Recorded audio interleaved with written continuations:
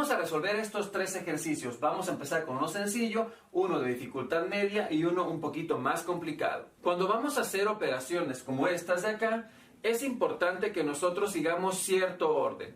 Es decir, no necesariamente tenemos que hacer las operaciones simplemente como nos vayan apareciendo, sino que tenemos que seguir ciertas reglas. A esas reglas le nombramos jerarquía de operaciones. En esta jerarquía de operaciones nosotros básicamente tenemos que observar qué operación tenemos que hacer primero y qué operación es la que le sigue. Si nosotros acomodamos a las operaciones en orden de jerarquía, tenemos que saber que primero tenemos que realizar todo lo que tenga signos de agrupación. En los signos de agrupación podemos ver a los paréntesis, a los corchetes o a las llaves. Entonces, siempre que veamos eso, tenemos que hacerlo primero. Una vez que ya hemos terminado con los signos de agrupación, tendremos que seguir con todo lo que tenga exponentes o que tenga raíces. Posteriormente, una vez que hemos terminado eso, tenemos que realizar todo aquello que tenga multiplicaciones o divisiones.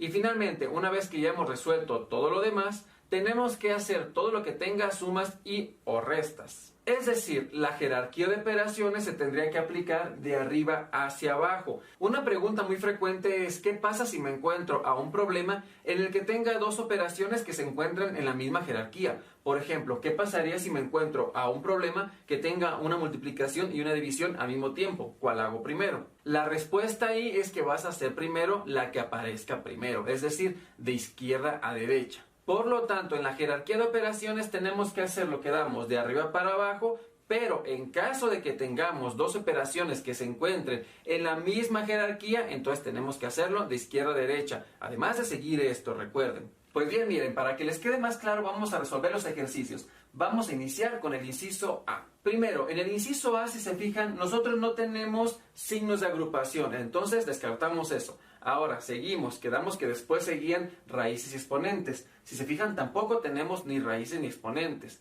Posteriormente seguían multiplicaciones y divisiones. Ahora, se fijan, aquí sí tenemos multiplicación, no tenemos división, pero entonces tendríamos que darle prioridad a esto. Es decir, tengo que resolver primero este que está aquí. Entonces, lo que tengo que hacer es, voy a bajar a mi 2 porque no lo voy a operar todavía. Voy a bajar a mi más porque también todavía no lo voy a usar. Y voy a resolver la multiplicación. 7 por 3 son 21. Entonces pongo 21. Y finalmente pongo el 6. Y finalmente, ahora sí tengo que realizar las sumas y las restas. En este caso, no importa si primero hago la suma y después la resta, o si primero hago la resta y después a esto le sumo este. Realmente va a dar lo mismo, así que vamos a resolverlo. Entonces, si lo hago de izquierda a derecha, me quedaría 2 más 21 son 23, y 23 menos 6 serían 17. Quiero que noten, en este caso, si hubiéramos hecho primero la resta, me hubiera quedado lo mismo. Vean, 21 menos 6 son 15, más 2 de acá son 17. Pero ojo que esto no siempre se va a dar. Va a haber unas operaciones, por ejemplo, cuando tenemos multiplicaciones y divisiones al mismo tiempo, en las que sí importa que haga primero. En ese caso tendría que hacerlo de izquierda a derecha, como yo lo hice primero, de acá para acá. Ahora vamos con el inciso B. Primero, otra vez, vamos a preguntarnos, ¿será que tenemos lo que está hasta arriba, es decir, signos de agrupación? La respuesta es sí, sí tenemos aquí un signo de agrupación.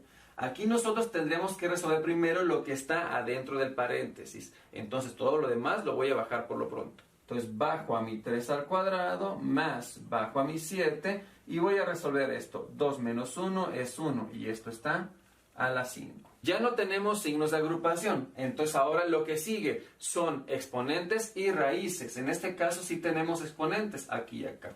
Entonces tenemos que resolver el 3 al cuadrado y el 1 a la 5. Quedándome entonces 3 al cuadrado son 9. Arrastro el más, todavía no lo resuelvo. Pongo el 7 y aquí me va a quedar 1 a la 5. Pero 1 a la 5 es como si fuera 1 por 1 por 1 por 1 por 1. Y eso es 1, ¿verdad? Entonces aquí me va a quedar simplemente 1.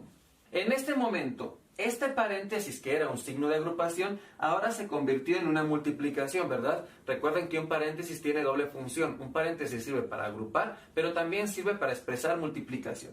En este caso, entonces, yo tendría que hacer primero la multiplicación, porque mi jerarquía, una vez que ya resuelvo los exponentes y las raíces, siguen multiplicaciones y divisiones, ¿cierto? Entonces tendría que hacer primero esta multiplicación. Ya cuando tenga la multiplicación, ahora sí, finalmente hago la suma. Por lo que me quedaría entonces poner a 9 más 7 por 1, pero 7 por 1 son 7.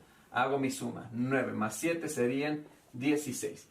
Quiere decir entonces que el resultado de esta operación será de 16. Y finalmente vamos con el inciso C, que ya es un poquito más complejo. Entonces, nuevamente, nosotros tenemos que observar que vamos a ver si tenemos lo que está hasta medio arriba, es decir, signos de agrupación. Vemos que aquí está un signo de agrupación y que aquí está otro signo de agrupación. Entonces voy a resolver lo que está dentro del signo de agrupación. Entonces, aquí como tenemos un 8, no vamos a resolverlo todavía. Entonces voy a resolver nada más lo que está aquí adentro. El 4, entonces lo bajo, menos 2. Y aquí tenemos raíz de 36. Raíz de 36 serían 6. Cuando están así juntos significa 2 por la raíz de 36. Entonces aquí me quedaría 2 por la raíz de 36, que son 6. Aquí estoy poniendo un paréntesis, pero voy a cerrar otra vez. Este paréntesis y este son estos de acá. Y este apareció porque voy a multiplicar, ¿vale? Ahora, esto que está aquí adentro lo tendría que resolver también, ¿verdad? Pero voy a hacerlo un poquito más adelante. Aquí voy a seguirme. Sería entonces 7 que bajo, aquí otra vez 3 que bajo, menos 2 entre 2, pero 2 entre 2 da 1. Y esto dice que está al cuadrado, ¿vale? Ahora sí, voy a resolver lo que está aquí adentro. Entonces, esto me quedaría que es igual a 8 que multiplica a... Vean aquí. Tenemos 4 menos 2 y luego por 6. Tenemos una resta, pero también tenemos una multiplicación. Entonces, según la jerarquía, primero hago la multiplicación, ¿cierto? Entonces serían 2 por 6 serían 12. Entonces me quedaría 4 menos 12. 4 menos 12 me dará menos 8. Entonces pongo ya el menos 8, que es el resultado de todo el paréntesis, o sea, de todo esto que está acá. Bien, continuamos. Ahora me quedarían más 7 que multiplica a 3 menos 1 son 2. Y 2 al cuadrado serían 4. Entonces aquí sería 4. Vean que esto que estaba acá ya se convierte en esto, que es mucho más sencillo. Continuamos. Aquí me quedaría más por menos, menos 8 por 8, 64. Pues daría menos 64. Y más 7 por 4, 28. Finalmente hacemos simplemente la resta, que es menos 64 más 28. En este caso el 64 gana porque es el negativo más grande. Entonces yo podría hacer la resta al revés. Fíjense, voy a hacer 64 menos 28. O sea, estoy haciéndolo como si este fuera el positivo y este el negativo. Y ya nada más, cuando tenga la respuesta, le voy a poner un negativo porque el negativo es el que es más grande. Venga, hacemos la resta. Este se convierte en 14, entonces serían 8 para 14 serían 6.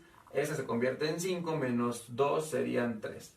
Entonces, 64 menos 28 da 36. Entonces, menos 64 más 28 daría menos 36. Es decir, el mismo resultado nada más que con el signo contrario. Lo cual quiere decir entonces que el resultado de esta operación sería de menos 36. Bien, pues ha sido todo por hoy. Espero que les haya servido y que les haya gustado.